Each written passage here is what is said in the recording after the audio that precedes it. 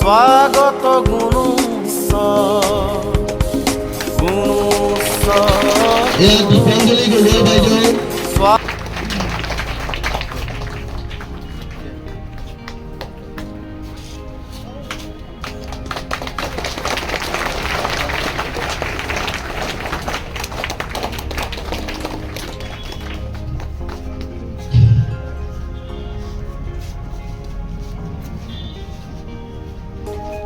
এবাৰ আমি সম্বৰ্ধনা জনাবলৈ আগবাঢ়িছো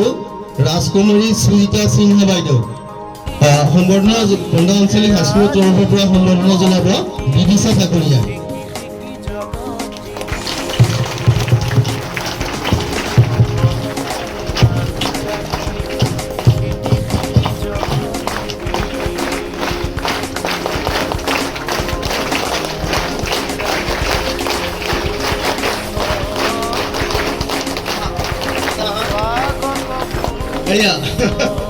এবাৰ ধ্ৰুৱতী ৰাজমন্ত্ৰী ছাৰক সম্বৰ্ধনা জনাব আমাৰ ক্লাছ 1ৰ ছাত্ৰী মৰম লগা ছাত্ৰী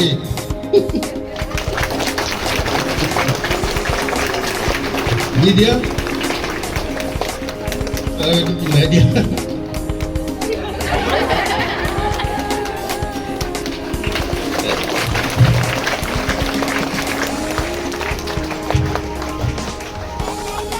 লগতে আমাৰ স্কুলৰ প্ৰধান শিক্ষক মহোদয় আমি সকলোৱে ভাল পাওঁ আৰু আমাক সকলোৱে মৰমৰ দৃষ্টিৰে চাই ছাৰে ছাৰক সম্বৰ্ধনা জনাব নিকিতা বৰুৱাই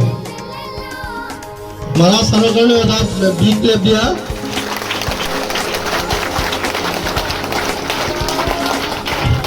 আমাৰ স্কুলৰ পৰা যোৱা পৰহি এখন বাৰ্ষিক আলোচনী উন্মোচিত হৈছিলে আলোচনীখনৰ নাম জ্ঞানকোষ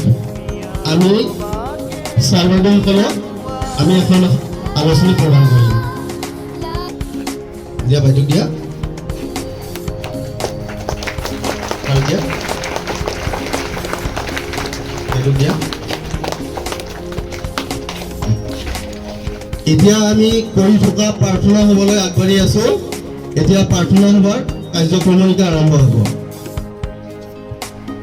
স্বাগত গুণুছ 1 2 3 4 আমি হারি হারি পাতি বাগিচারে নানা ফুল 1 2 3 4 আমি হারি হারি পাতি বাগিচারে নানা ফুল গুণুছ স্বাগত গুণুছ